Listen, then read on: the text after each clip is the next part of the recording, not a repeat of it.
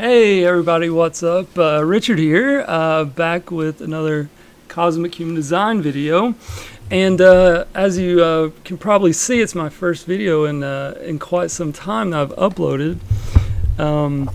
So today, it might take me a few minutes to get back into the swing of things, you could say. But today I wanted to bring you a video that is going to walk you through how to read the Cosmic Human Design chart. It may surprise you, I just recently realized I never really made a video or anything like that to really, show people how to read the chart. In my opinion, at least how it should be read or could be read to take advantage of its greatest potential. So basically what I'm going to do is do kind of a mock reading of my own chart, which we have in front of us here.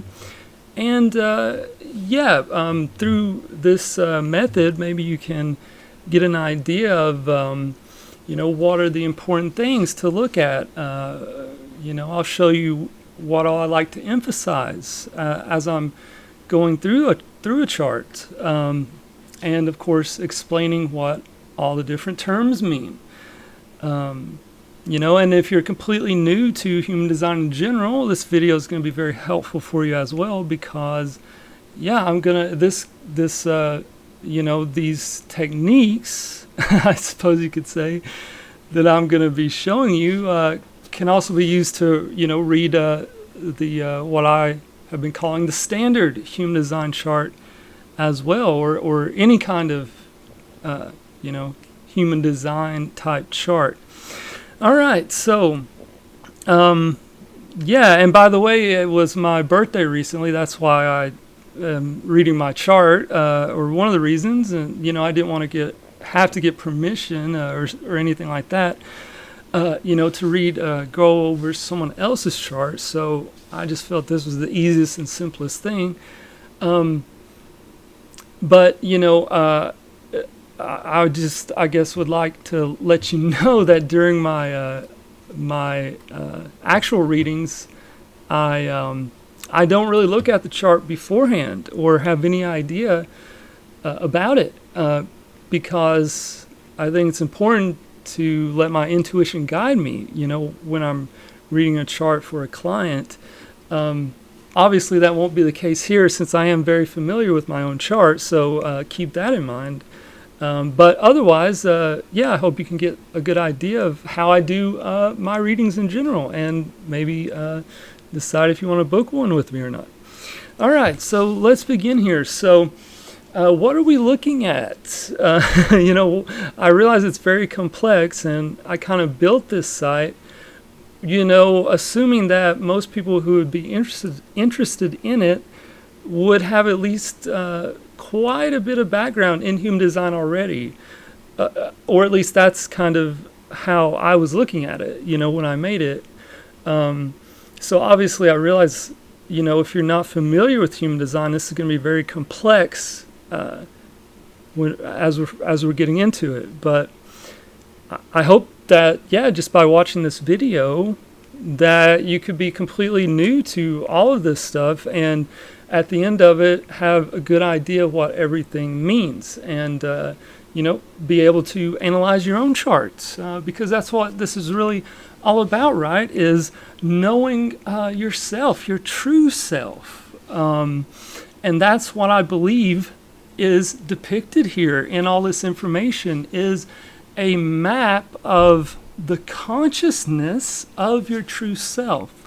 You could think of it like as the original image of your consciousness, yourself, and get some good idea about what your life, what your true life purpose is all about, and what your destiny is. And common sense tells us that the more we're aligned with our true self, whatever that might be, surely we're going to be more successful in life in all our ventures. If we have the right idea about ourselves, we're going to be more successful. We're going to be able to make better decisions. Versus if we are pursuing some crazy, insane idea that is going to throw us way off track, which you see all the time in everyday life, right? It's so easy for, in this kind of environment, for people to be led astray, when there's no concept of what is our true self and why is it important to know that. So, I mean, this is really kind of the most, you could say, important of all things that you could ever know. Really is knowledge of self, your true self. Because if you have that, that means everything in your life, or everything that touches your life, is going to be improved. It's going to be better for you and for everyone around you. So that's what this is, a map of your true self. Let me just explain a few things here. So this image here in the middle is called the body graph in the human design language. And basically we see that there are several shapes which represent what are called the different centers in human design. And these are basically the different areas of human consciousness. And you see that each of the different shapes or centers has several numbers associated with it, which are, correspond to the hexagrams of the I Ching, which if you read the Cosmic I Ching at all, it's revealed that these are, far more than that. They're actually the cosmic principles of harmony. So these are basically the laws of the universe right here that are, there's 64 of them, and they're replicated, mirrored in human DNA, which has 64 codons. So 64 hexagrams correspond to the invisible consciousness, to the laws of consciousness. I like to think of the I Ching as the physics of consciousness. Just like we have laws of physics for, physical things, the world of form, like we can predict how far a bullet will travel on a certain trajectory by knowing a few things. Well, consciousness operates, and by the way, I mean, this just kind of shows how far off track human society is in general when we have to remind ourselves what consciousness even is. Well, it's the basis of life. It's the first hexagram of the I Ching, which is called the cosmic consciousness. Well, the word consciousness obviously is derived from the word conscience, as in having a conscience, as in caring, as in, showing concern, as in being alive. In the modern day, if you are kind of aware at all, I think you'll notice that the trend is for consciousness to be identified with the mind only.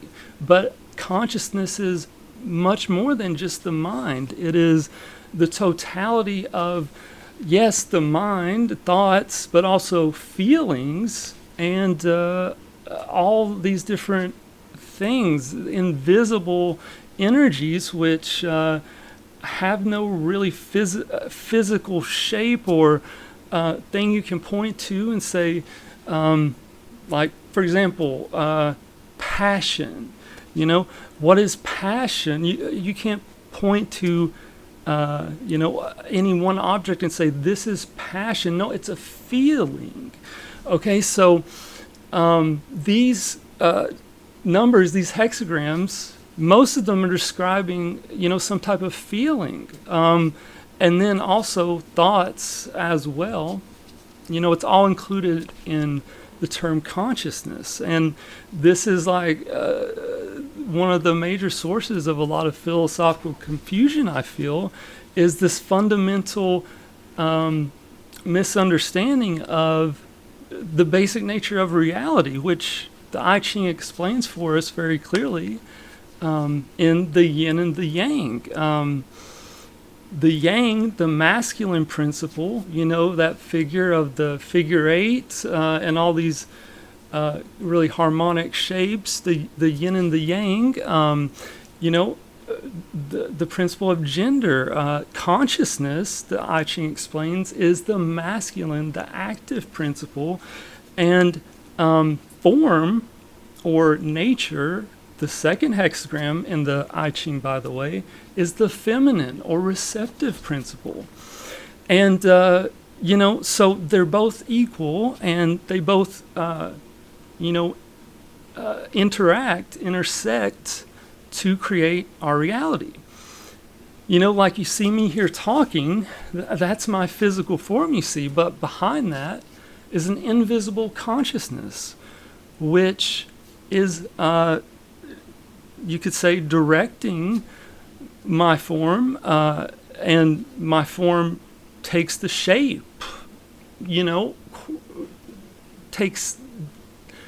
performs the actions corresponding to my thoughts, to my feelings, my consciousness. So you can't have one without the other, really. And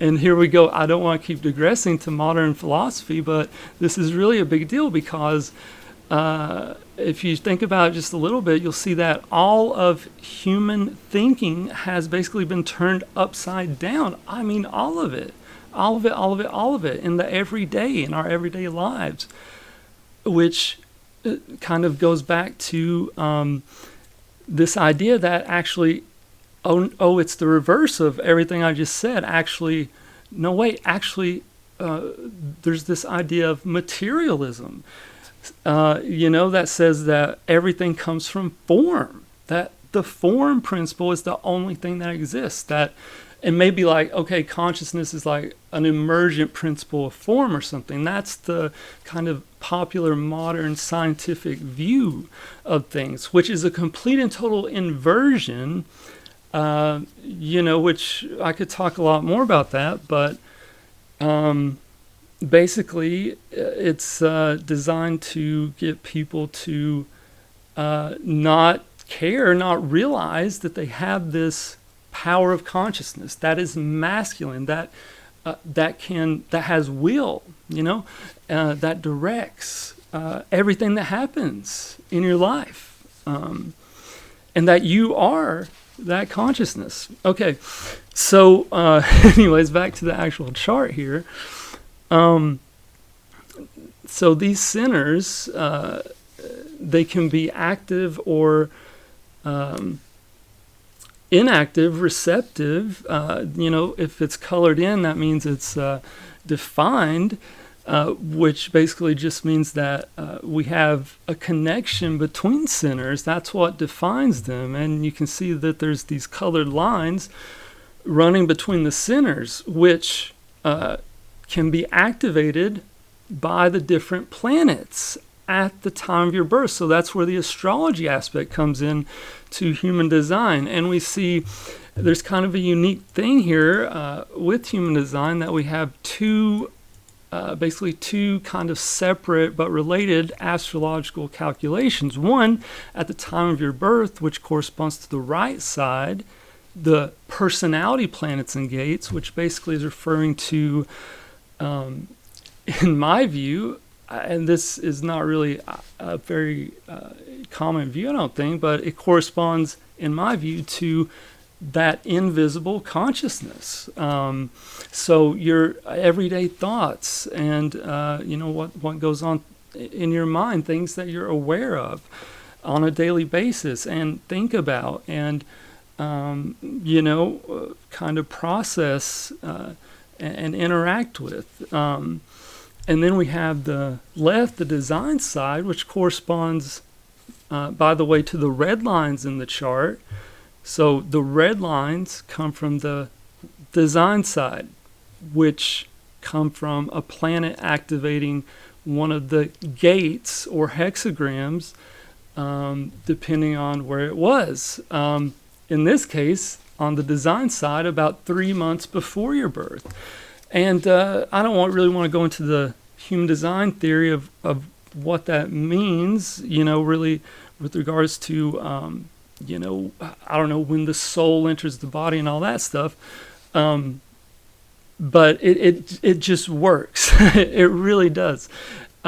So you can kind of think of it as the design side being your physical form. That second feminine principle of reality I was talking about.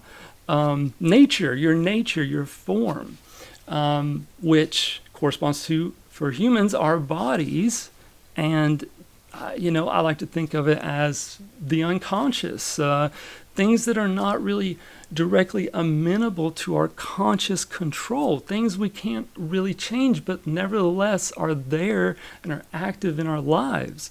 And that, as we'll see, are going to tell us some very important things, perhaps, about our destiny. Because that's why it's called the design.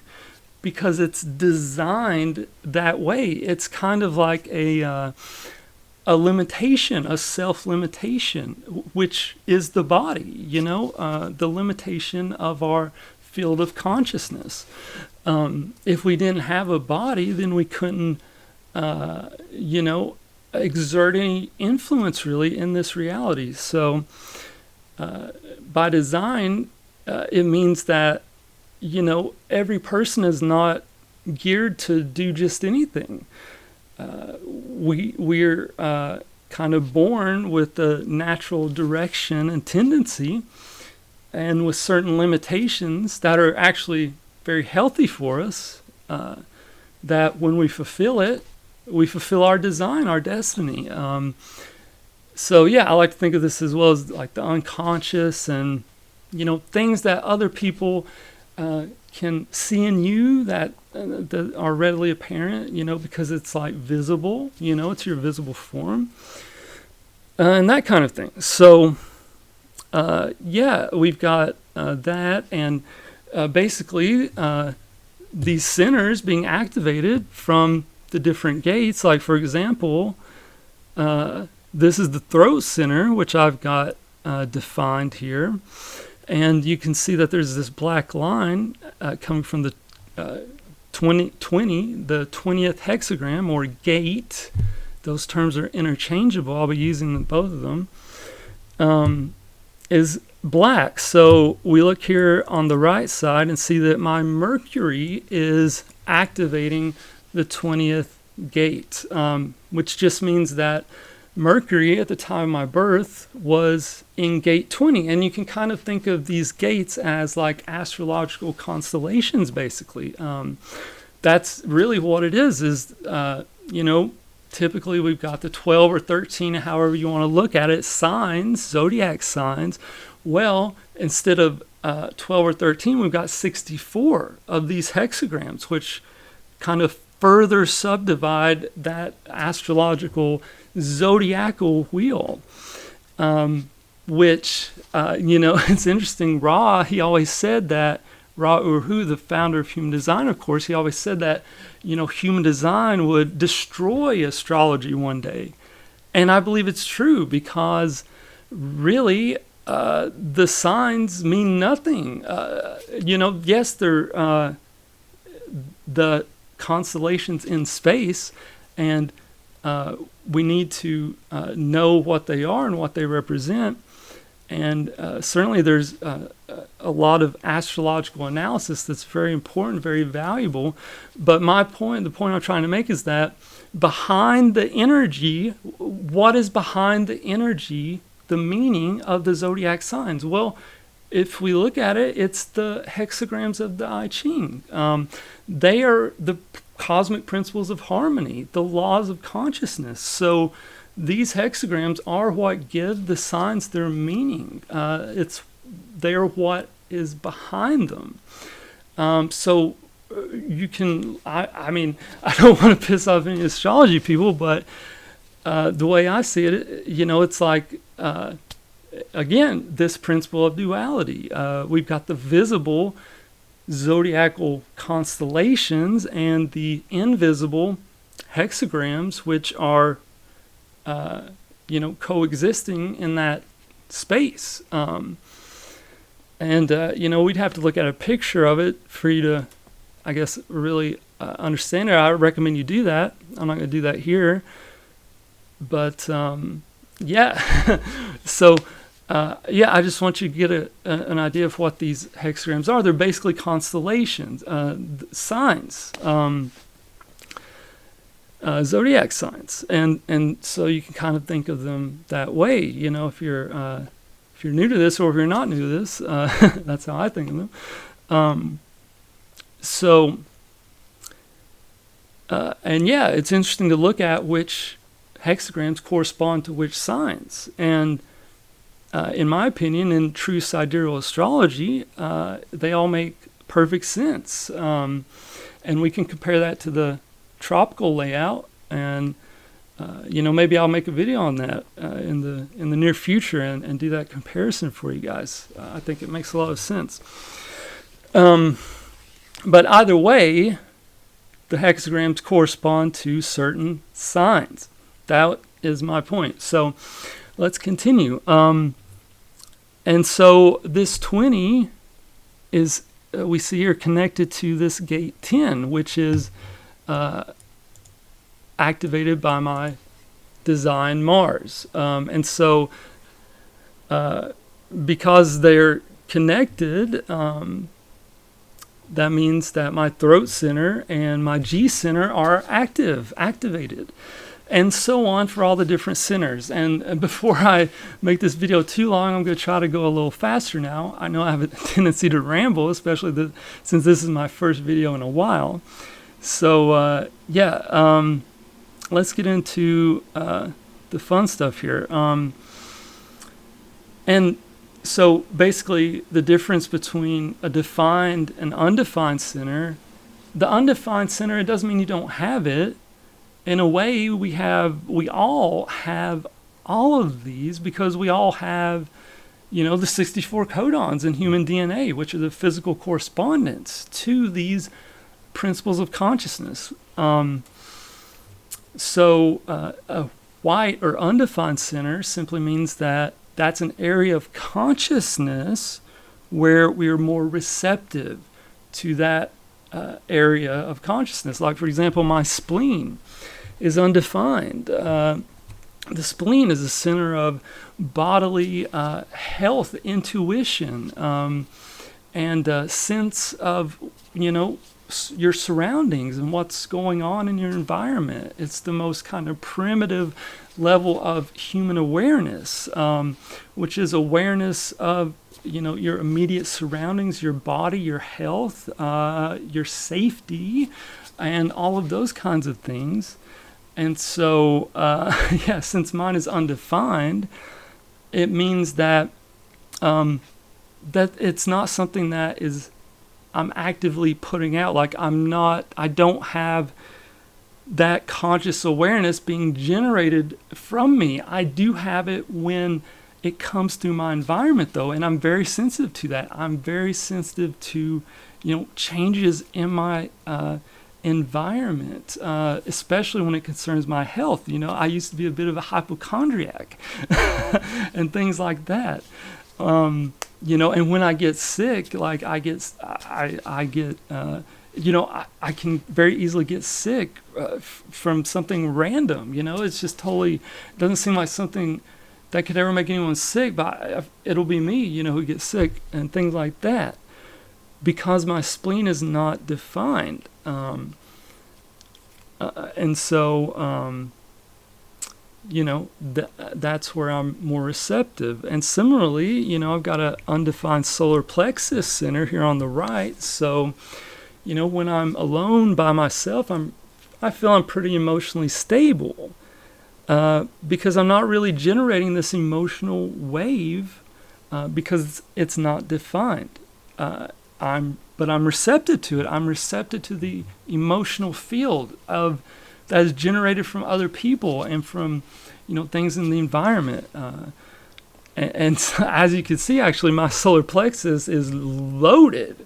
I've got 6 out of the 7 activations here, which I don't think I've ever seen anyone else like that. But I can tell you that I can get pretty emotional. I can get pretty amped up when the situation calls for it, when it's there in the environment, and just explode.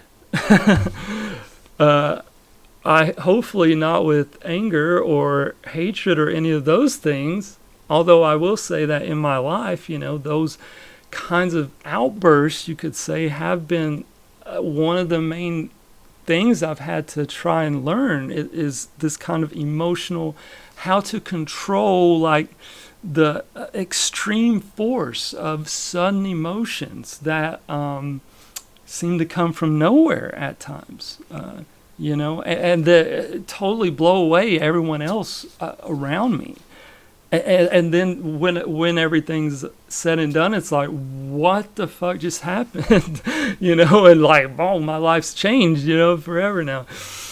So I've tried to, work on that, but that's just the example of what, undefined solar plexus is, and so on and so forth, right? With, the defined centers, let me just say, are, so in contrast, those are areas in which we are actively putting out that consciousness field into our environment, maybe for other people to receive and interact with. So for example, I've got a defined root center, which is the, center of the adrenaline energy that just makes you want, get up and move, or in my case, actually set still. That connection to the earth, to, the Kundalini energy, as it's sometimes called. It's a stress center, it's a pressure center. What really makes you get up and go, the fight or flight response, things like that. So in my case, I've got the 52 connected to the 9 in the sacral. And by the way, this is the sacral center, the center of the life force energy. Things like reproduction, sexuality, that sustainable energy that feels like a kind of electricity, which is why people with the defined sacral are called a generator, because they are generating the life force energy, which is that sustainable, powerful, electrical kind of energy that just won't stop. It can't stop because it's connected to the life force. So it must be fulfilled. It must ideally be used to do some constructive work, and that's why the generator is sometimes called like the builder, because these are the people who can sit down and do a task for hours and be cool with that and feel like they are getting a sense of satisfaction from that work. So I guess that's a good point to transition into the main thing, the first thing that people, now we're past the basics, I hope, and was the first thing I usually look at on a chart. So, now I'm going to kind of do that little mock reading I was talking about. So, first thing I look at is the type. There are 5 types in human design. The generator, the manifesting generator, which is what I am, the manifester, the reflector, and the projector. And these words are describing basically different energy patterns that are made on this chart, which is basically a map of your chi energy, your life energy, and how that is designed to naturally flow within you. And, you know, what that corresponds to consciously. So, you know, by looking at all this, the goal is that you're going to be able to get a good idea of the natural kind of resting state of your consciousness. In other words, what it feels like to be you. That's the goal. And yeah, so many people have told me that after just looking at their chart just for a little bit, they feel this incredible emotional resonance to it. That it's just like, wow. You know, I've had so many people tell me they read their Incarnation Cross description, which, by the way, weren't even written by me. They were written by Ra, the founder of human design, many years ago.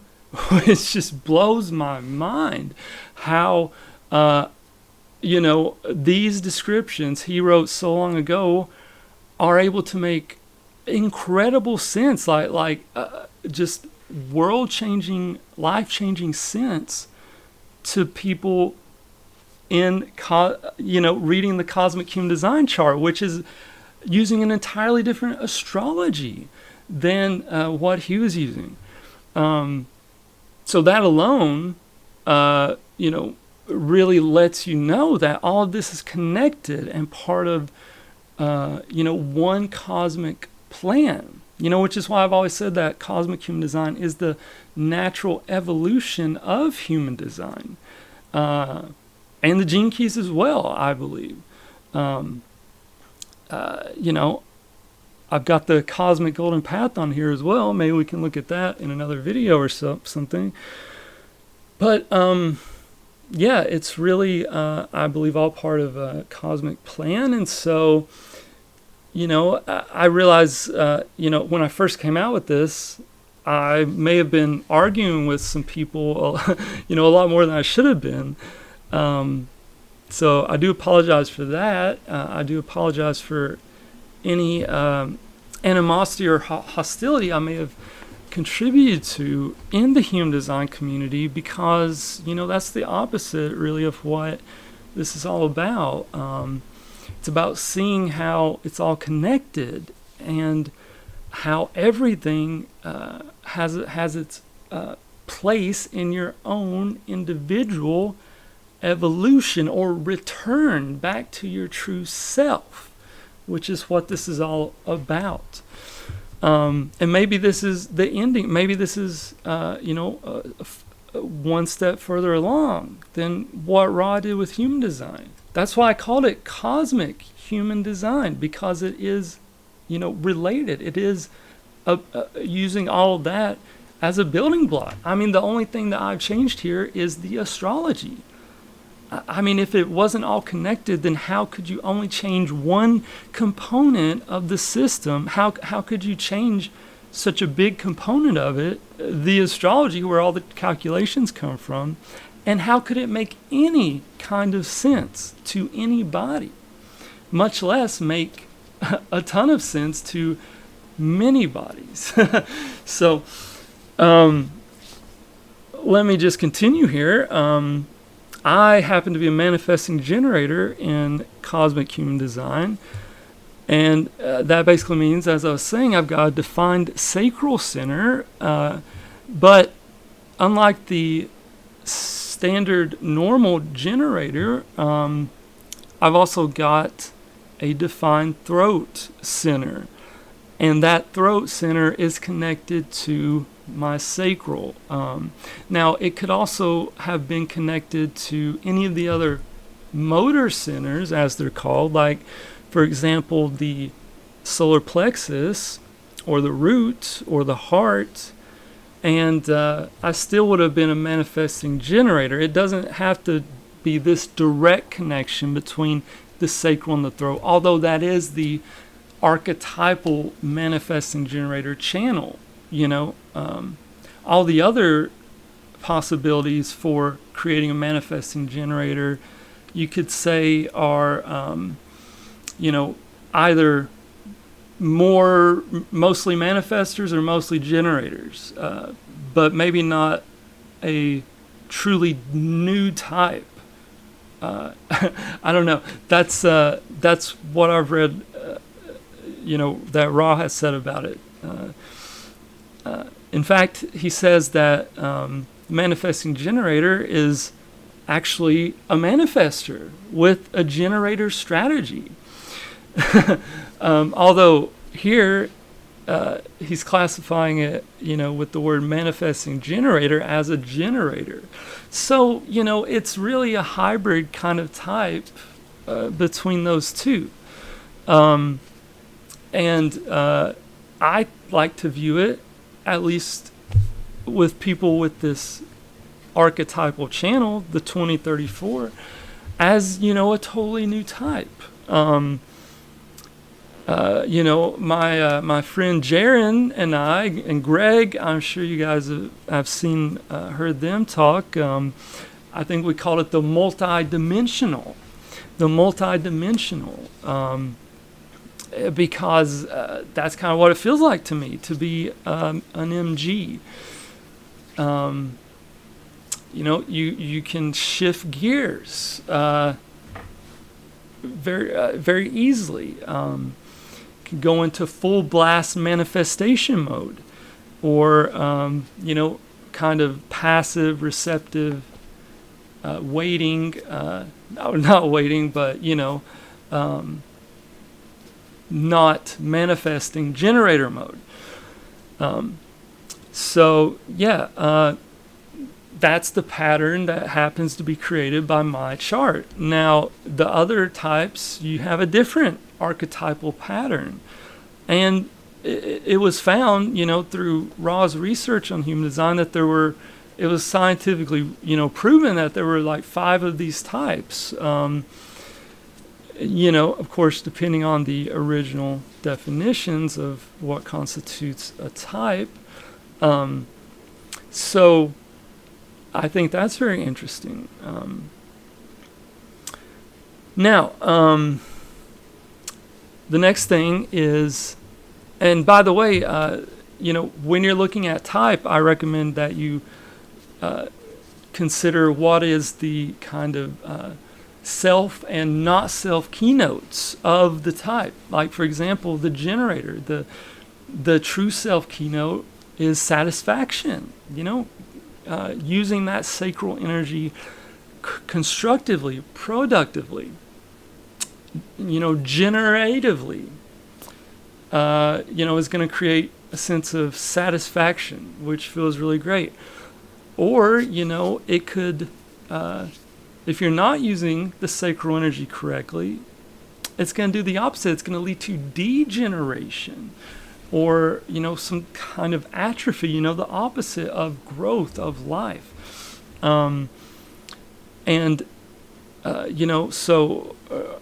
Ultimately, it's going to be fulfilled, but at times in your life, the generator and manifesting generator may feel that that sacral energy is just stuck. So the not self keynote is frustration for the generator.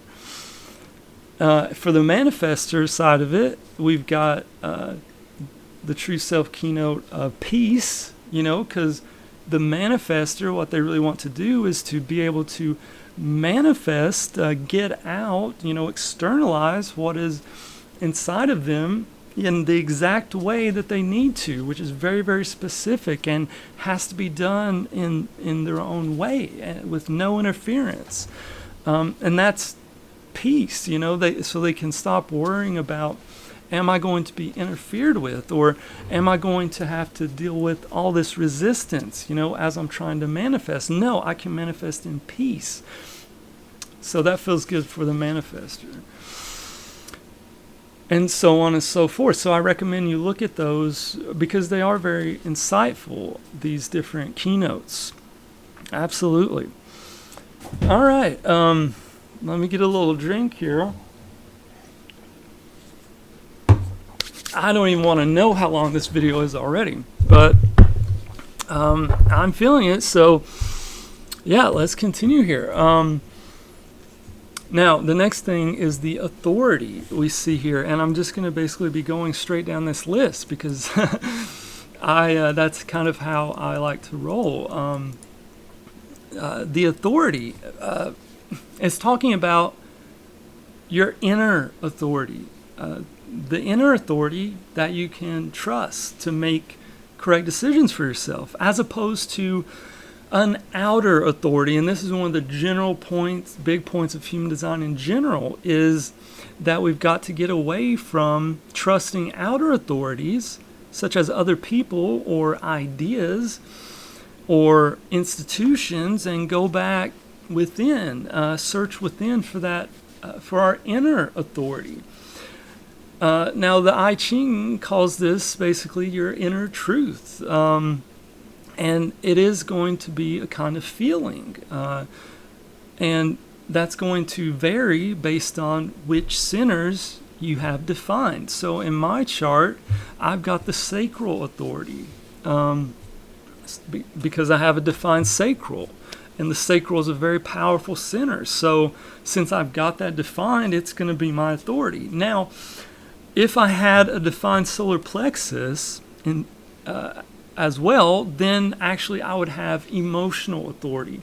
See, that's a kind of a unique thing about the authority, is that these different kinds of authority, which are basically just corresponding to one of the centers, operate in this kind of hierarchy, which I don't really agree with that word, but it is a kind of a relative ranking of the power of these centers, or at least the the strength at which they are would overpower one another or not, so for example, the solar plexus, the emotional authority, is on top. So if you have a defined solar plexus, you automatically have emotional authority. And that makes common sense, right? Because our emotions, at the end of the day, are going to absolutely be the strongest authority.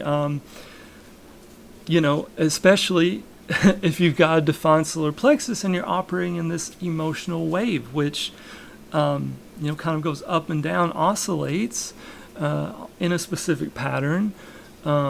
And that's very, very powerful. So so if you've got that, then you need to follow your emotions.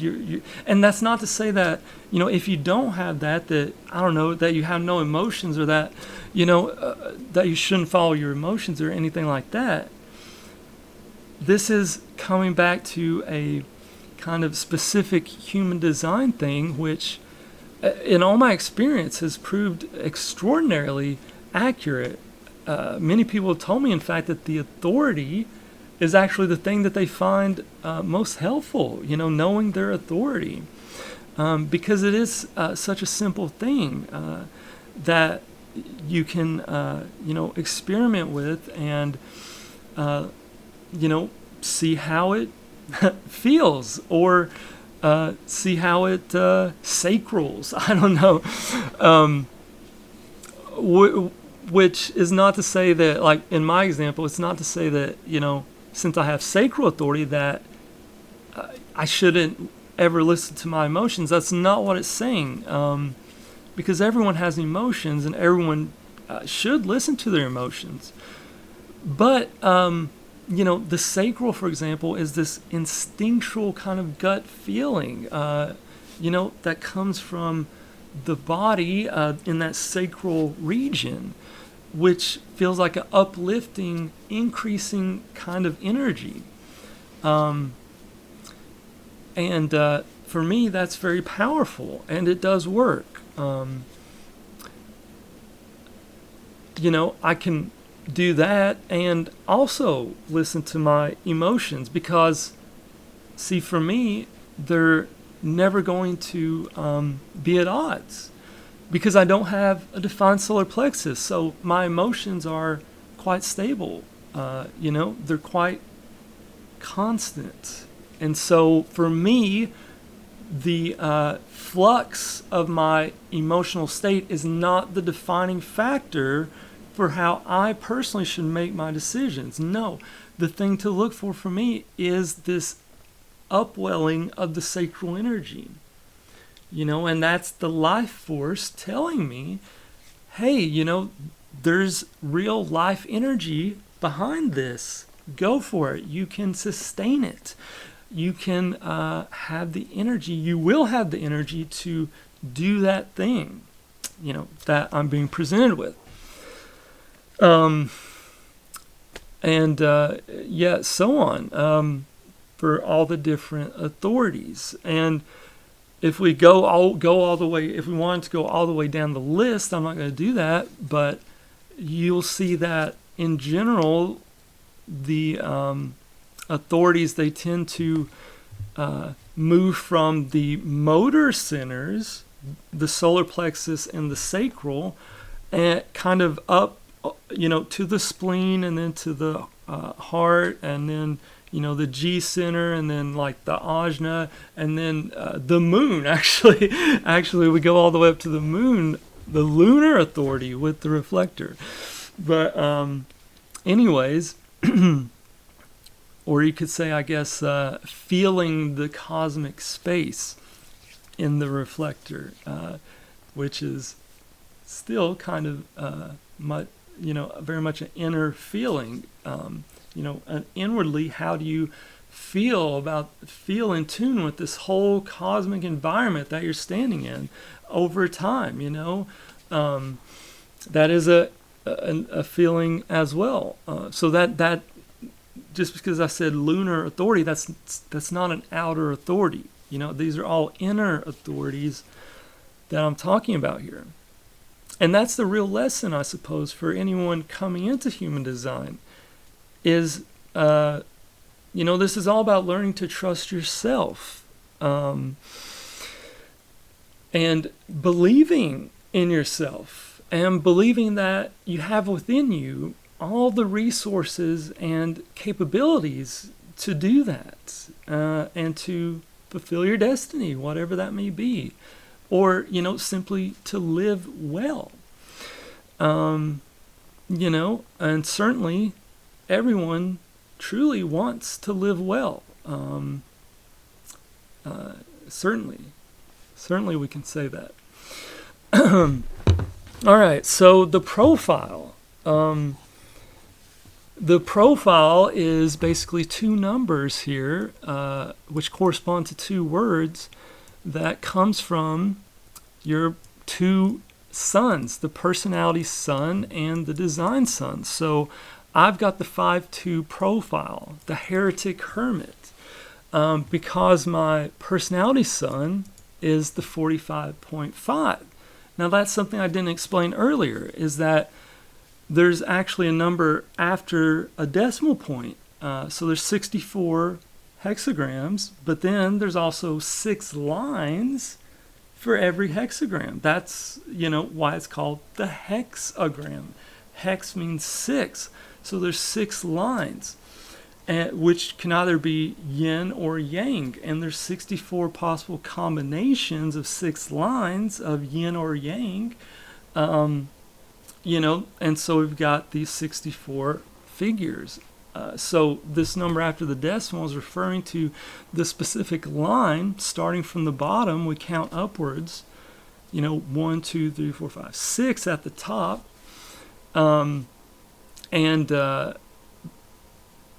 Basically, this is going to add an additional element to the interpretation, a very insightful one. Very, very insightful in my opinion. Actually, it was looking at my profile when I first did my own cosmic human design chart, which was, of course, the first one that I ever made was my own, to test whether it was, had any merit at all or was completely insane. Of course, I did my own chart first so I could see and feel if there was a correspondence, to how I was really, how I really feel inwardly. And wow, the 5-2 when I read the description of it in, I believe it was the Definitive Book of Human Design, I was like, my God, this is so me. And in particular, it was talking about how the 5-2 has to call itself out. It's like the 5 has to call out the unconscious second line, the hermit or the natural, in order for these people to do anything. And that is so me. At the end of the day, a million people could tell me that I should be doing something, but at the end of the day, if I'm not really into it, then I'm not gonna be into it, and I'm just gonna put no effort whatsoever into it, So, I'm a very kind of, I guess, self-motivated person. And yeah, that's probably caused me a lot of difficulties in my life when dealing, with social interactions in general. But it rang so true to me, especially the 5th line, the heretic, being in my personality side, on my conscious side.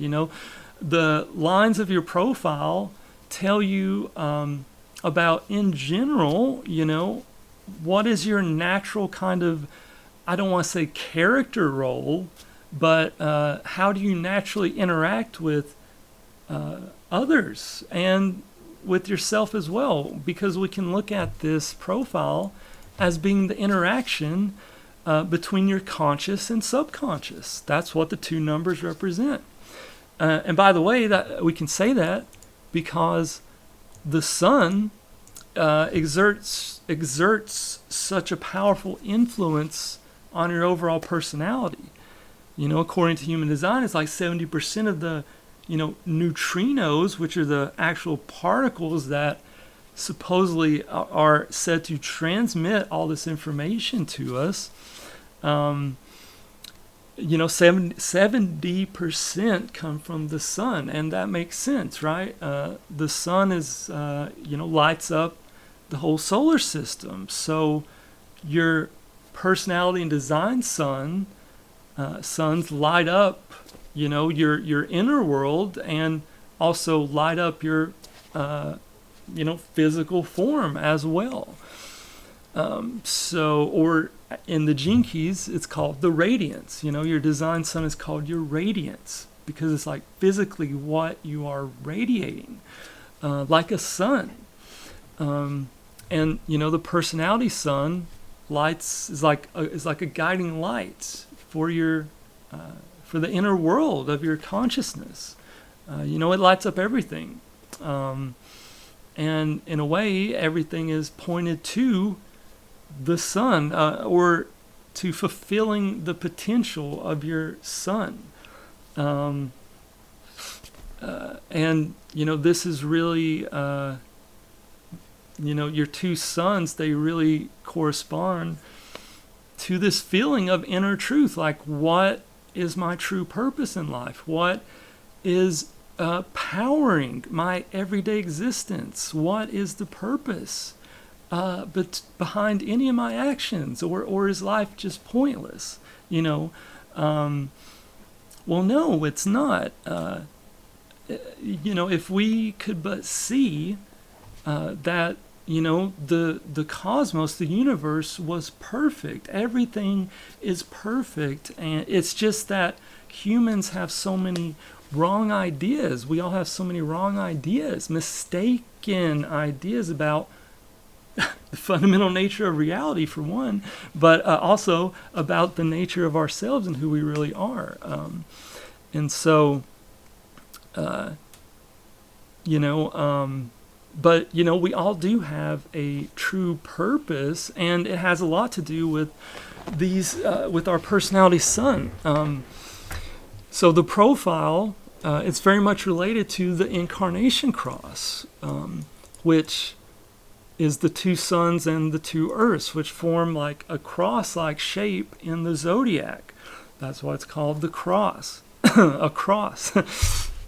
And the Incarnation Cross part of it is because it's talking about what is the overall purpose of your incarnation or your life, your destiny, you could say. So the profile, because it's the lines of your sons, the conscious and the unconscious. And by the way, you shouldn't look at those separately. You should look at them as a whole, a combined whole. Like, you shouldn't just really think of yourself, if you've got the conscious 5, as a fifth line. I mean, yeah, that's okay consciously to analyze yourself, but you want to consider both the numbers at the same time, because they create like a whole that's bigger than any of the parts. So, for example, consciously, I'm a fifth line, the heretic. The fifth line is very much about projection, according to Ra. Projection, about being able to read the projection field, to be able to be aware of other people's thoughts and feelings, projections, opinions, biases, prejudices, those kinds of things. You might say the fifth line has this kind of intuitive understanding of the collective consciousness field that's created by all human beings, or at least by the specific human beings in any given situation.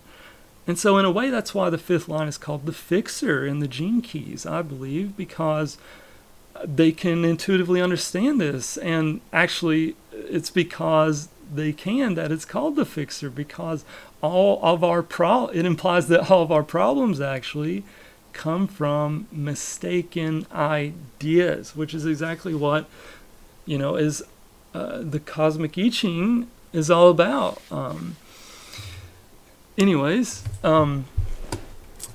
So consciously, I'm a fifth line, which Ra calls the heretic. Well, yes, it is very much a heretic to the traditional way of doing things, because that's what's led things astray. That's what has caused the problem to begin with, is doing something the same way someone else did it, and continuing to do that for a long period of time, and never kind of entertaining new solutions or new ideas. So absolutely, the fifth line is a heretic to the traditional system, way of doing things. It's also the fixer, because that's the problem, is the traditional way of doing things. So, it's like the heretic has this kind of power to come into a situation and be able to, generate a solution that no one else could, and that, fixes the problem. And so all fifth lines are kind of projected on by others that they can do it. They can help you. They are the one, They're going to be able to do this where no one else could, maybe. At least that's the projection, right? But at least in my life, I found that it's very helpful for a fifth line to really be aware, really take seriously other people's projections and expectations, because it's called the heretic for a reason, right? You can get burned at the stake if you agree to and promise to do all these things that others have projected on you. Maybe you don't even really care about them, but it sounded good, and they were all about it. So sure, I can do that. Absolutely, let's go. But if you don't come through with that, then that's when the heretic gets burnt at the stake. Proverbially, of course. So consciously, I'm a fifth line. So my head is like always full of, this awareness of projections, and awareness of how my own thoughts and other people's thoughts affect the situation. And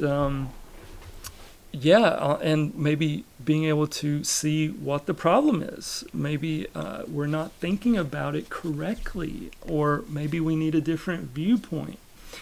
Anyways, I didn't mean to talk that long about the fifth line, but basically it's the same process for all the lines. They each have a different interpretation. Basically, we can look at it like the structure of a house. The first line is going to be the ground floor. The second line is like, a room that other people outside can see into, the first floor of the house, basically. The third line would be like the stairs leading up to the second floor of the house.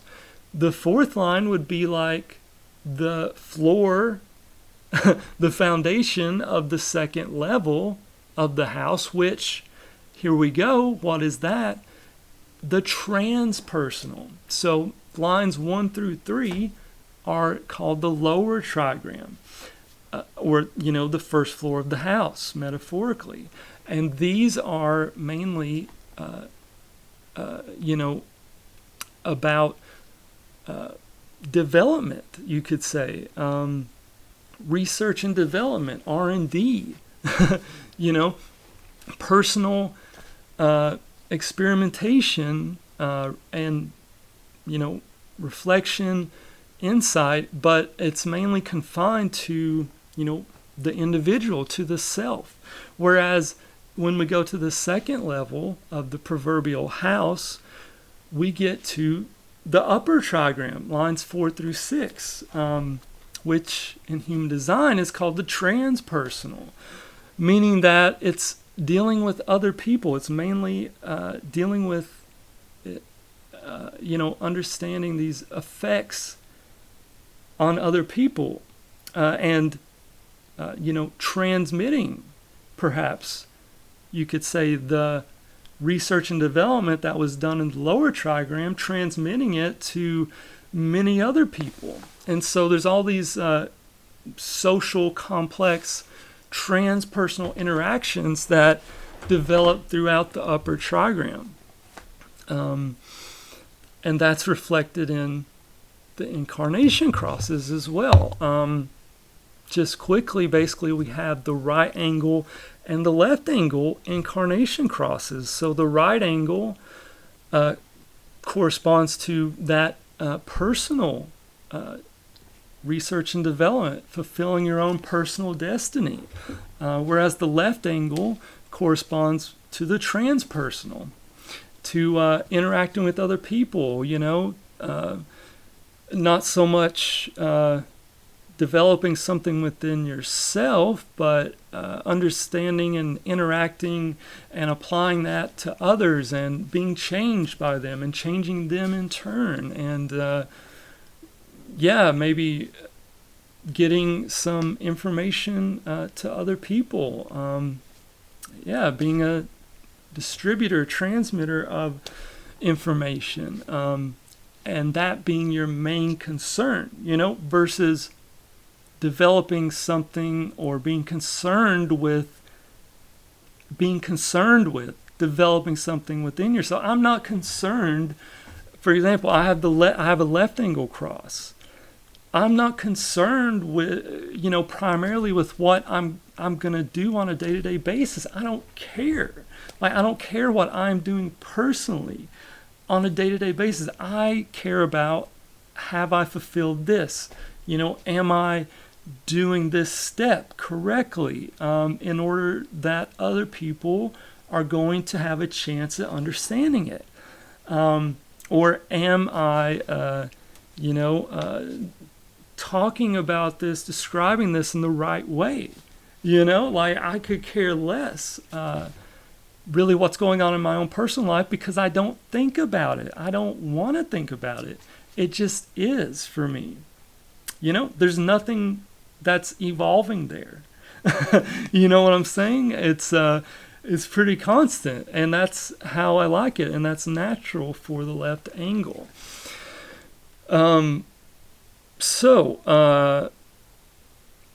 profile goes in a sequence from the 1-3 to the 6-3. We start with the lower trigram at the 1 in the conscious personality position, and end at the 6, with the 6 in the conscious personality position. So we go all the way from the bottom to the top, from the right to the left angle.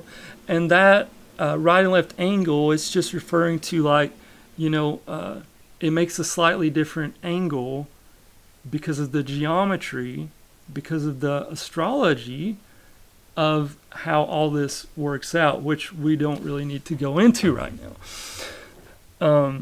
But I will say that the right angle is quite a lot more common than the left. And then there's also very rare juxtaposition cross, which is in the kind of the middle, and it's simply the 4-1. It's only got one profile to it. There are many profiles associated with the right angle, and 4, I think, profiles associated with the left angle, and there's like 12 or 13 in total. So most of the right, there's like a few left, and there's one juxtaposition. Juxtaposition means to place two things beside one another. So it's like that's the point of intersection between the lower personal and the upper transpersonal trigrams.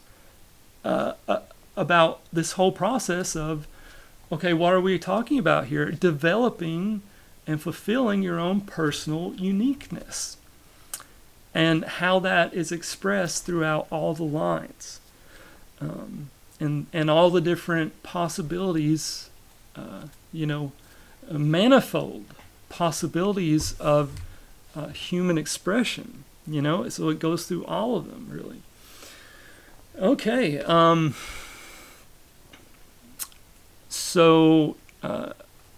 Just a few words about the unconscious or design profile line. For me, the 2, the hermit. So, this is like unconsciously, what are you like? How do you interact with people? Well, unconsciously, again, whenever we're talking about the unconscious, we're talking about the body with your physical form or environment.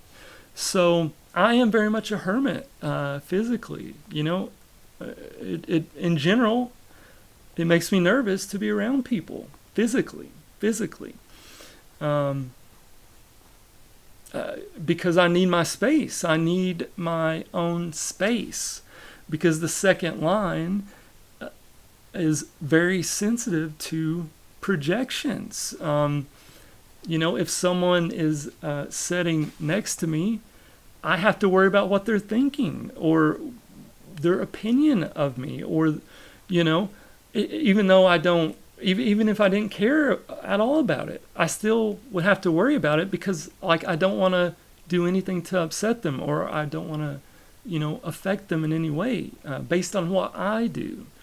So the second line is the natural. It wants to be free to dance through life. It's the dancer in the gene keys, free of projections, and just doing its thing. Just in the rhythm, in the flow, all the time. That absolutely is what I'm like. And when I get bogged down, when I feel that feeling of frustration, like I can't get the energy out, like nothing's working, nothing's flowing, nothing's easy, that's the motto for the second line. Easy is right. And it really is. If something feels too hard when you have a second line in your profile, then there's something wrong there. It's not that you're not trying hard enough or anything like that, or it's too difficult, but it's not natural. It's not natural. It's natural for the second line to be flowing, which means things feel easy, feel effortless. That's why it's called the natural. Okay, so the Incarnation Cross can tell you about the kind of general outlines of your overall life purpose and destiny. So let's read mine here, and maybe we'll get a feel for what this means. So I've got the left angle cross of confrontation. People who govern the resources of the tribe in times of crisis and conflict, willing to confront with their power or challenge those who wish to rule so they can stake their claim. Whoa. So yeah, that's a pretty powerful energy. And I don't want to spend a lot of time describing, my cross, but just to give you an idea of how this works, during an actual reading, I'll say a few things about it. So, let's break this down here. So the left angle, so it's a transpersonal cross, affecting other people and being affected by them, and having that as the main focus. We immediately know this cross has the ability to affect a large number of people potentially. All left angle crosses have that. It just depends on how that's going to come about and in what manner and what field or aspect of consciousness. Confrontation, the word confrontation. Remember, Ra, the creator of the human design system, he named all of these crosses, and these are his descriptions. So, this is just what I am using true sidereal astrology. And wow, it describes me so perfectly, like my inner essence. It's extraordinary. It's just extraordinary because it feels like this is who I've always known that I was, and that my overall life purpose was geared to. That all of my natural talents and abilities were geared to all throughout my life. Yet, until I really saw this, and, after doing my own chart, it was never really completely conscious in my mind. It was suppressed, right? And that's something we all have to deal with in our own way and time, is undoing this suppression of our true selves, which, Ra calls the not self, and I usually refer to, and the Cosmic I Ching refers to, as the ego, the false self, the constructed self, the societal self that's created through all these crazy ideas and beliefs that have been programmed into us since the day we were born, programmed in a very invasive way, through suggestion, through the media, through our family. The family is a big, way that all this gets programmed. So I really do feel that, this little description here, it really does, to me, feel like it describes my core essential energy, which is like a frame or, basic kind of structure, essence of my life, of my destiny and purpose. So the cross of confrontation, if we look at the word confrontation in the dictionary, we see that it is basically talking about a comparison. A confrontation is fundamentally a comparison between two things. That's the confrontation, is something is being compared to something else because it's turned out to be inadequate. And so it draws this confrontation to itself. If it's incorrect, it draws the truth.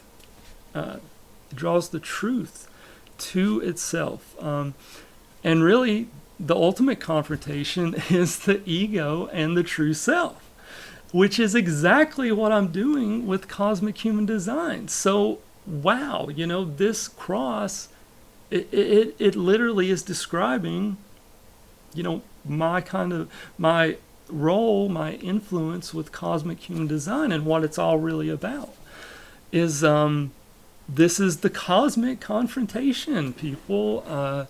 The ego is everything bad. It's everything wrong with ourselves. Everything false about ourselves.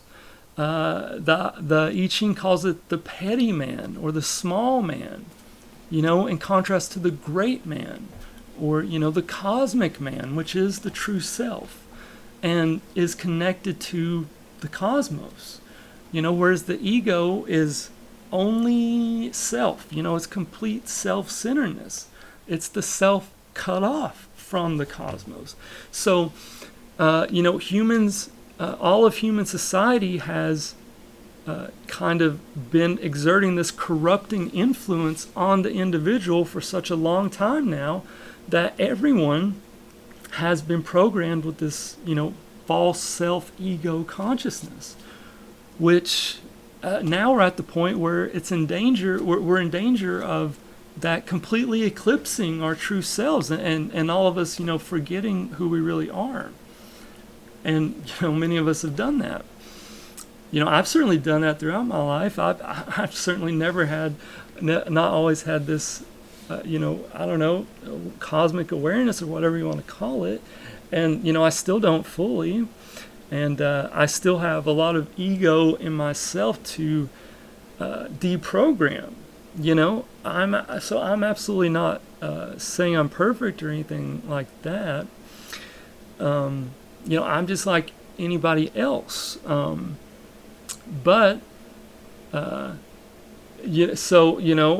Hopefully when I do finally get all that deprogrammed,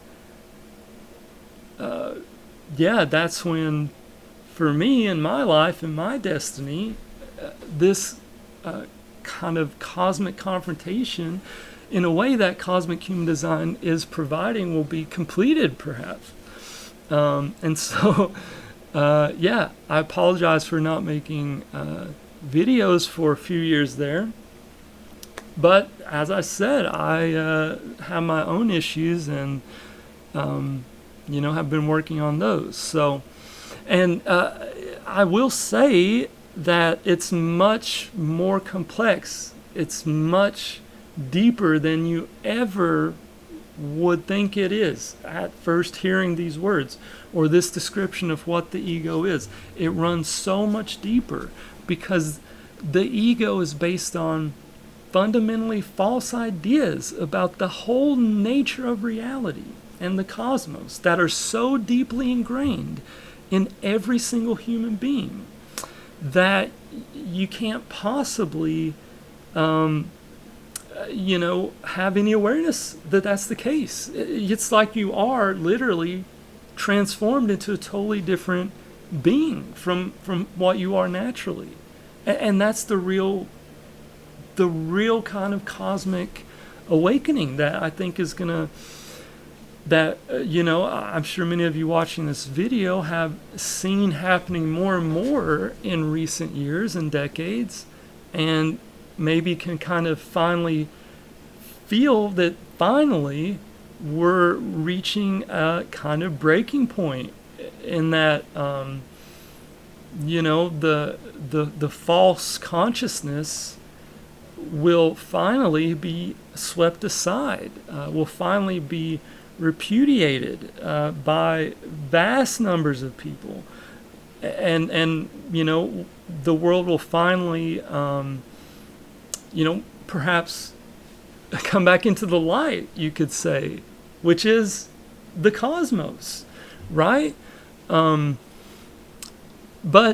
the way everyone's programmed, it's like you're not even able to have an awareness that a cosmos even exists.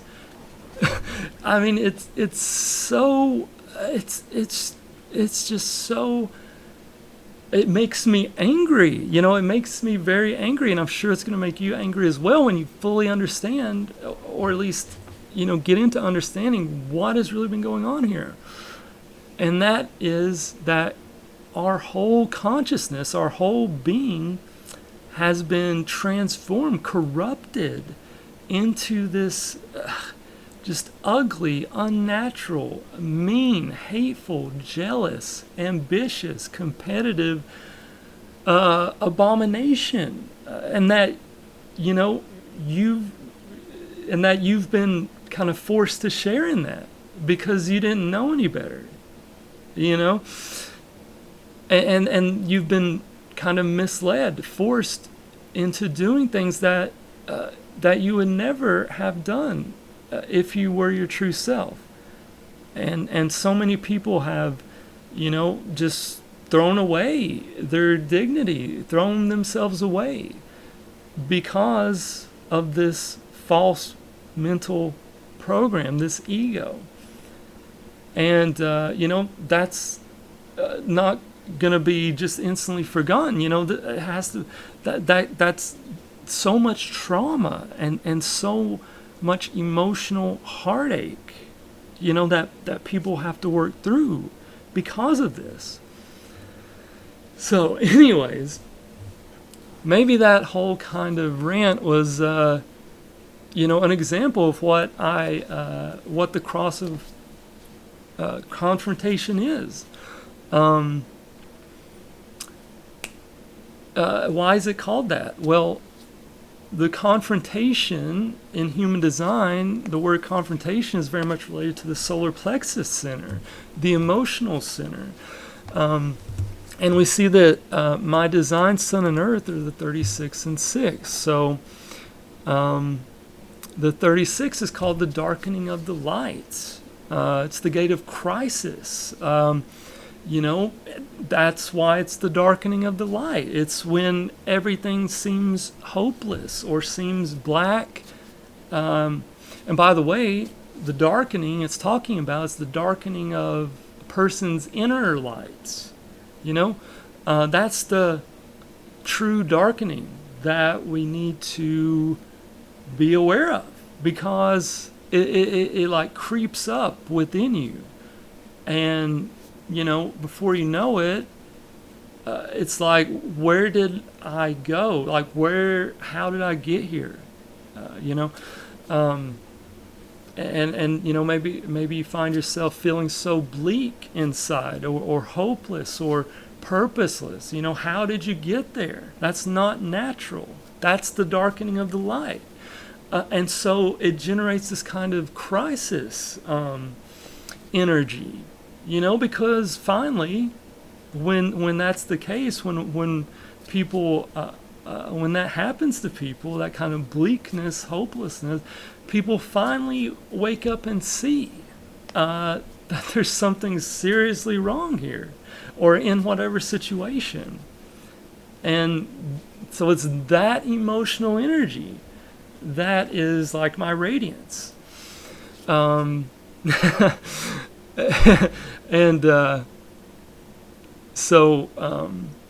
there's that, and then my design earth is the 6, which is also in the solar plexus, and which is actually the generator creates the emotional wave. The 6 does, which is called conflict. So these are programming partners: darkening of the light and conflict, of course. In fact, it's implying that conflict with the cosmos causes darkening of the light. So when we're not in harmony with the cosmos, our inner light is darkened, and we're no longer our true selves. So in more down-to-earth terms, the point I was wanting to make is that this cross of confrontation, it's got this emotional energy powering it. That's another way I like to think of the design sun and earth. You can look at the personality sun and earth as maybe like your guiding light, and for your personality earth, your everyday kind of solid, conscious, stable thoughts, the way your mind habitually, routinely works. Personality earth is your grounding, your solid ground. It's something you never really get away from, no matter what situation you're in. So, whereas the personality sun is more like a guiding light inwardly. And the design sun and earth are, I like to think of them kind of like the energy that's backing that up. So that's another way you can look at these four gates. And by the way, if you do want to do any kind of research into your chart, that's where I recommend you start, is with your Incarnation Cross and with your personality sun and earth and design sun and earth, and really, really studying all you can until you're sure you understand what these hexagrams, these conscious energies mean, and really start to feel them in yourself, or maybe feel their absence as well, or feel a yearning to embrace that energy, which is unmistakable. Anyways, to continue this example, the left angle cross of confrontation. So this is very interesting. So this is a variant of the cross of rulership, which is the right angle variant. So it's in the same family as the cross of rulership, which, funnily enough, in cosmic human design is Ra-Uruhu's Incarnation Cross, the right angle cross of rulership. So this is the left angle version. So just to give that little comparison, in cosmic human design, Ra has got the 2247 for his personality sun and earth, and the 2645 for his design sun and earth. And I've got the 45 for my personality sun and the 26 for my personality earth. So we both have that 45 and 26. And that is really the hallmark of this cross of rulership that I'm talking about. Because in human design, the 45th gate is commonly called like the gate of the king or ruler. Or I don't like those words. I don't want anyone to really think of me as a ruler or that kind of thing. But it is definitely that energy of being in the center, I suppose. Because the 45, it's called gathering together. Gathering together. So, in a way it is like everything comes to the 45. Because well, I don't know if we can really say why, but in my view, it's in a way because the 45 is looking at the whole, always. The whole of oneself and one's nature. At least for me, how it's felt all my life is I have never been okay with going along with something if any part of me felt some trepidation or felt uneasy about it or felt that it was wrong. It's like I can't make myself go through with something that feels, that there's something off about it. There's something not quite right, even if I can't explain it. So for me, that's kind of what it's about. The 45 is this energy of the whole. And in the Gene Keys, it's the gift of synergy, which is the connections, within the whole that create something that's greater than the sum of its parts, really. So the cross of confrontation, it takes the 2247 that Ra had and adds the 36:6. And I'm just telling you this to give you an example of how these crosses work. So he had the right angle, I've got the left angle. So basically what that's doing is, it's, at least the way it feels to me, and by the way, that's always what I'm saying is how it feels to me. So, if you think what I'm saying is bullshit, then, you don't have to believe it, or I don't want you to believe it. But how it feels to me is that this is upping the frequency from the right angle. I don't really know if that's a general... I never really thought about it to this moment, actually, whether that's a general thing with all incarnation crosses, going from the right to the left, like amping up the tune, the tone, the frequency. But at least for this cross, I feel that it is, because we're going from the 22, which is the hallmark of the, standard right angle cross of rulership. The 22 is called grace. Grace. Well, that's a lot different energy from the 36, the darkening of the light, almost in a way polar opposites.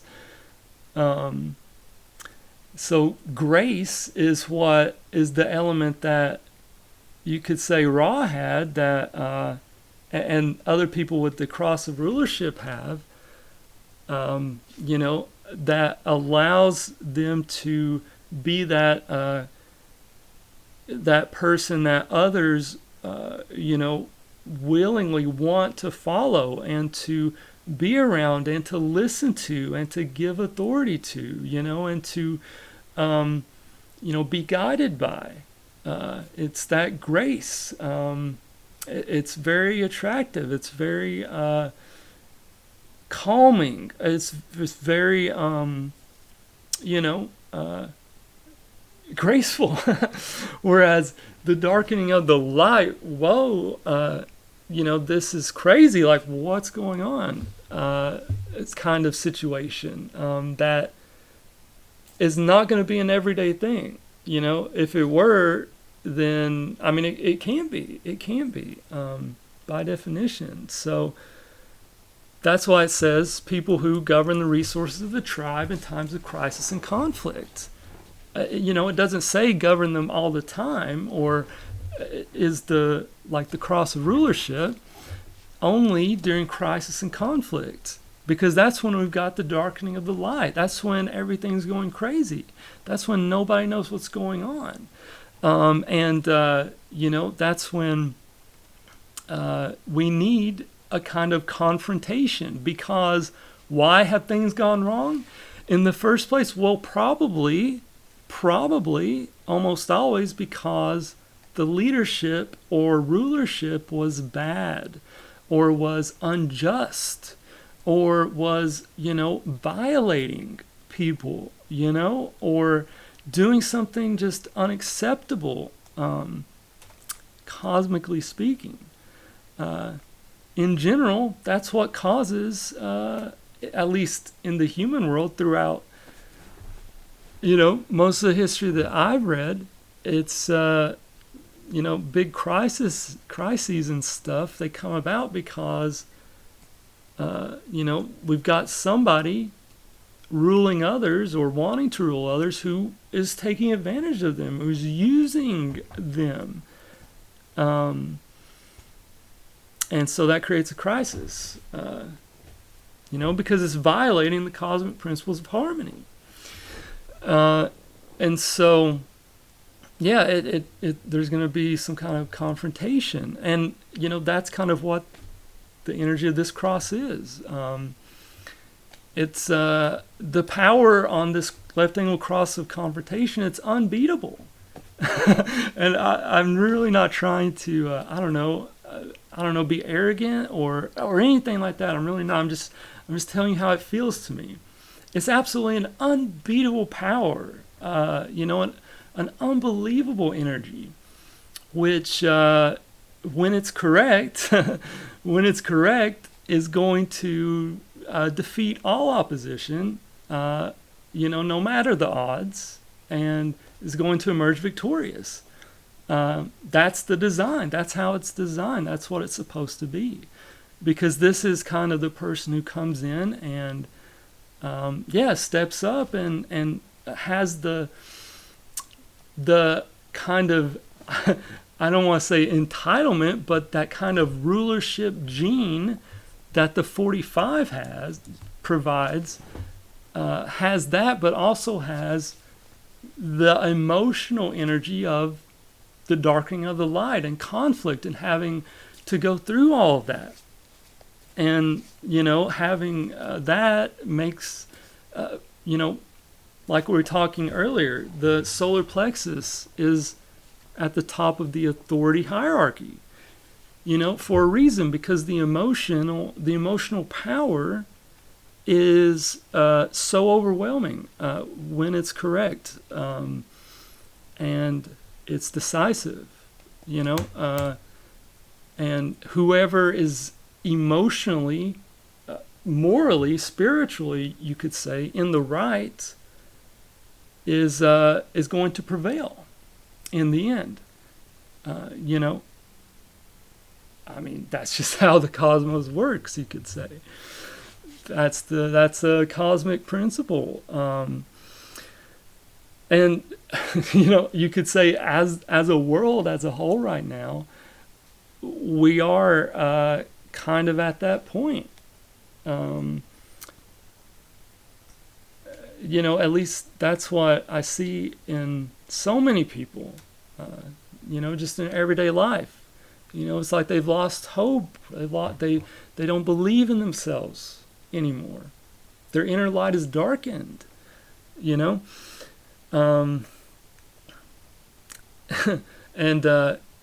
so that's the left angle cross of confrontation. I probably spent way too much time describing that because as you can see, I do get emotional. I do feel an emotional resonance to this cross, to this energy. Like it really does feel like it's me. And I hope that you can feel that too in my words and how I'm speaking about this. So the last thing that I really want, I want to make sure I cover every time I do a reading or just looking at any kind of chart is looking at the different channels that a person has. So these are the channels, the connections between centers that activate them, that provide the definition, which you can think of as your consistent life force energy. What's always on, always active in you. Your chart can, be affected by the transits of the planets over time and progressions and all these astrological things, but the connections, the channels that you're born with will never change. They'll never not be there. So these are the things that you can truly rely on to, give a barometer of if something is really supposed to be in your life or not. Does it have the characteristics of your channels? Because everything in your life that's really part of your true life is going to partake in the energies of all of these channels that you do have. So, for example, let's look at my chart here. I like to start from the bottom of the chart because that's generally how the energy flows, from the root to the throat. And also, the head center at the top is also a pressure center. So the energy's flowing from the head to the throat, but ultimately everything is converging to the throat, the center of manifestation, which kind of gives you a hint that for humans, words are very important for how we manifest, how our life is fulfilled or left unfulfilled. And that's something the Cosmic I Ching talks about all the time. It says that all this ego stuff has been created through the false use of language. That language is this kind of cosmic gift to humans, and that it has the power to create a false consciousness. In other words, a consciousness that isn't cosmic. Because all true consciousness is cosmic consciousness, and that's why all things are equal. All things are equal. Every person, every grain of sand in the universe, every particle of existence is equal, because everything that is real, that is, natural, is cosmic consciousness. It's the cosmic consciousness. There is only one. So everything is actually, one in different expressions of, that consciousness. So because all consciousness is cosmic, everything is equal. No matter what form some consciousness takes. Right? But that's really kind of the problem in modern day human society, is that we've created this artificial false consciousness, which, believes that it is superior to all the other things of existence. And has kind of deluded most humans with this belief that humans are special, superior to other creatures and other things, and has really kind of caused us all to do some bad things to the rest of the cosmos, which we can correct and are correcting. But yeah, that's the general overall state of things in the world, more or less, in my view. Okay, so for example, starting from the bottom here, I've got the 952, the channel of concentration. You can read the channels right here. Concentration, determination. So this is one of the so-called format energies. The three channels that connect the root to the sacral are called format energies because they format the space around you. They influence it. So other people in my case, my environment, are going to feel this kind of concentrating energy, this energy of being able to sit still and focus, on something, if they're even just around me. And maybe even, through watching this video, maybe you feel some of that yourself. I think these energies can be transmitted, visually, informationally over computer systems, absolutely. Because it's all consciousness, right? It's invisible. The invisible waves, the fields. So maybe you felt through watching this video that you could sit still more than usual, or that you were, I don't know, hopefully unusually interested and, just hanging on every word I say. No, I'm just kidding. But anyways, that's the general idea of the format energies. So I've got that one, concentration, determination. Yeah, absolutely. I've always, in fact, been uncomfortable when I am not sitting still. I kind of need that. I kind of need that stillness in my life. It really, if I don't have it, then I start to get stressed, anxious, And it always helps when I'm able to just focus on something, just zone in on something so totally. That is always a great cure for almost any anxiety I've felt throughout my life. And also, it's uncomfortable when I can't do that, So, wow. I absolutely feel that one. So next we've got the 214, which is called the channel of the beat, being a keeper of keys. And just like we had the format energies, these three channels that connect the sacral to the G center. By the way, the G center is the center of love and direction and identity, feeling also connection to God. That's probably why it's called the G center, the God center. Yeah, absolutely. The spiritual self, the true self that lies within everyone. Is in my view, this is where we experience it on this chart, the G center. So these three channels here I'll call the tantric channels. Yes, absolutely. They have a lot to do with sex, sexuality, tantra, that sacral energy empowering the self. Sex is the basis of life. Everything comes from sex, okay?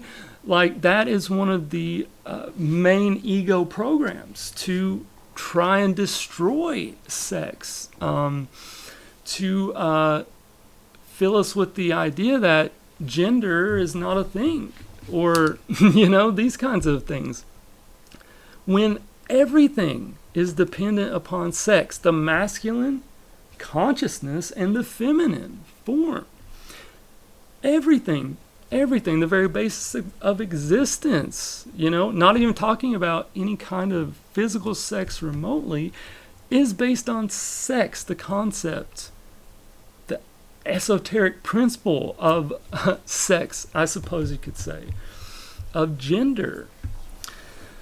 So the tantric channels, the sacral energy empowering your sense of self, the beat, the keeper of the keys, this kind of weighty energy that is both the driver, the two is like the driver, that knows the direction. The 2 is the gate of direction. And the 14 is called possession in great measure. It's this gate of self-empowerment, of realizing that you possess within yourself in great measure everything that you need to live your life successfully, that you were given it, originally at birth by the cosmos, and do still possess even though you've forgotten it. That's the 14. So being empowered and knowing the right direction, that's a very powerful energy, and it means you're the keeper of keys. It means that if you don't want to go somewhere, then the people around you, they're probably not going to be able to go there either, because they're dependent on your energy turning the key, on driving the vehicle, knowing the direction. If you don't want to go, then they can't either, So that's why it's the beat, because you set the beat, the rhythm of the activity that you're involved in. Okay, then I've also got 3 of the integration channels, the 3410 channel of exploration, which is about exploring. For me, it feels like exploring different routines, different ways of doing things. And it's all unconscious in me. That's something else you need to look at on the chart, by the way. If a channel is completely unconscious, for example, as this channel of exploration is in me, then it means it's something you're not really going to think about too often. It's just going to happen. It's going to be a natural part of your daily life. And maybe you'll even have to think for a bit before you realize it. But then when you do, it's like, wow, yeah, I do that. That's how this one feels for me. It's something I don't even think about. I'm just naturally trying out all the different possibilities, exploring. It's something that I don't even think I don't think I could stop if I wanted to. Sometimes it's a little too much because, I may have already found the best way of doing something, but it's like, no, I want to try one more thing. I want to do one more thing. Wait, I want to try another thing. So yeah, the fact that it's completely unconscious in me, maybe that wouldn't be the case if it were partly or wholly conscious. I don't know. Maybe someone who has that can tell me. Maybe I can more easily stop myself from exploring unnecessary possibilities. And then finally, I've got the the channel of awakening, the 1020. So the 10 is the behavior of the self. The 20 is seeing. So seeing your own behaviors and where they come from. That's the channel of awakening. Why do you do the things you do? Why do you think the thoughts you think? Where do they come from? Really diving into that minute by minute, moment by moment stream of consciousness that we all have, which, I guess most people aren't plugged into that like I am, like someone with the 20 conscious is, and I can tell you that it's quite uncomfortable to me much of the time, because it's like maybe I just want to shut my mind off. Maybe I just want to go to sleep. Maybe I just don't want to be thinking anymore about this or about anything for a minute, really. But that's something that with the 20, I find that I'm scarcely able to ever do, because there's always a stream of consciousness that I am metaphorically seeing. That's the name of the hexagram, seeing. And so having this 20, you pick up on all kinds of little details, and having that as part of your standard normal awareness that others, they don't even think. They don't even start to think about any of that. So yeah, it's like all of this energy, and after analyzing your channels, look at how they connect. Look at the overall pattern. So for me, we see clearly that there's this energy that's upwelling from the root, interacting with the sacral, doing a lot of interacting with the G center, and finally coming through gate 20, seeing in the throat, and finally going out through the 45, which is my personality sun, the 45.5, gathering together, which Ra himself keynotes in the definitive book of human design as leadership. So I think that's kind of ironic, or meaningful, purposeful, that using true sidereal astrology with the system that Ra created in human design, it says that my personality sun is leadership. So maybe that's some kind of message to people, really, like saying that, hey, from Ra himself, saying, hey, you can trust this guy. Like, this is the next step in human design. I mean, that's how it feels to me. That's how it feels to me. So, yeah, it's like everything is eventually going out in my chart through the 45. And, you know, I've got some other gates here that I didn't talk about. But, you know, that's overall what you want to look at. And you also want to look at, of course, whether you have a single definition, as I do here, or whether you've got split definition, triple split, or even very rarely the quadruple split, which just means, you know, how many different groups of sinners do you have? Is there a split in the overall connection pattern? Like, for example, in this chart, if I didn't have, say, the 14 or the 34, then I would have a split definition, because I would have the sacral connected to the root, but they wouldn't be connected to anything else in the chart. And also, I would have the G center connected to the throat through the 2010, but they would no longer be connected to these down here. So there, therefore, would be a split in my definition, which lends itself to certain personality characteristics as well.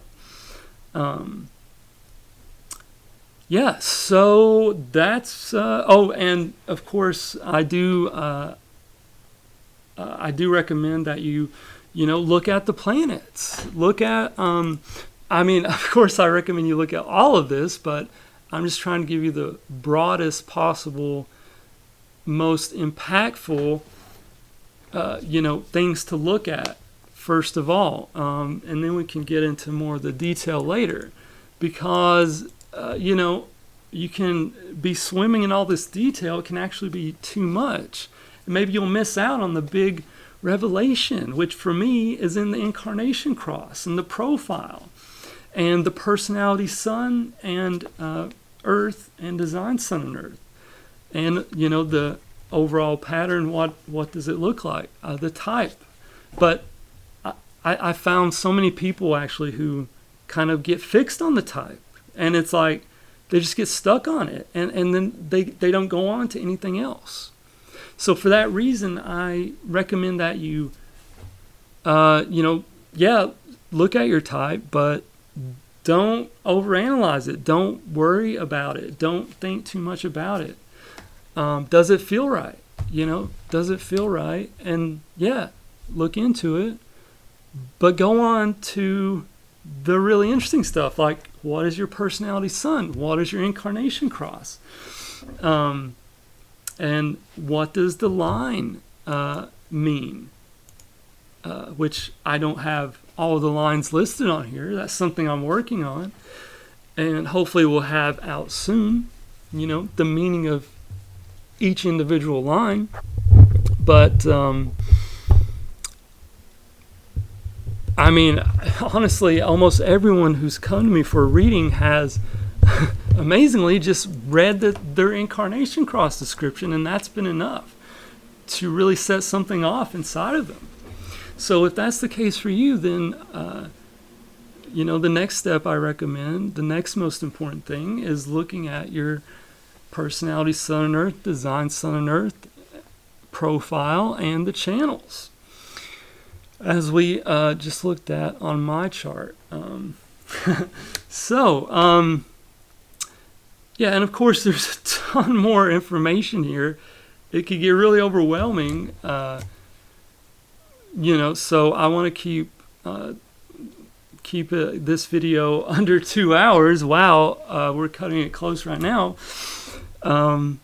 But I hope it was informative, and yeah, please let me know what you thought, and if you got any questions or comments, please let me know. And yeah, I look forward to talking and interacting with a lot of you more in the future. You know, I know I've been quite secretive or quiet, I suppose. You know, maybe you could say that's my hermit nature. But yeah, I really do look forward to meeting and interacting with a lot more of you. And thank you so much for watching the video. And thank you so much for supporting my work. And yeah, feel free to book a reading on the Cosmic Human Design site. You can go to the Book a Reading tab, and I've got it set up now to where you can just make the payment. It's $150 for a 1 to 1.5 hour reading. You can just make the payment right there when you book the reading, and that's it. And then it's scheduled, and we're good to go. And I also have a Patreon, which you can find on the front page of the Cosmic Human Design site. And be sure to join my Facebook group as well. It's just called Cosmic Human Design. That's where I've been posting most actively. I've got an Instagram too, but I really need to update it. I'm excited to start making videos again, and I will talk to you all soon. I'll see you guys later.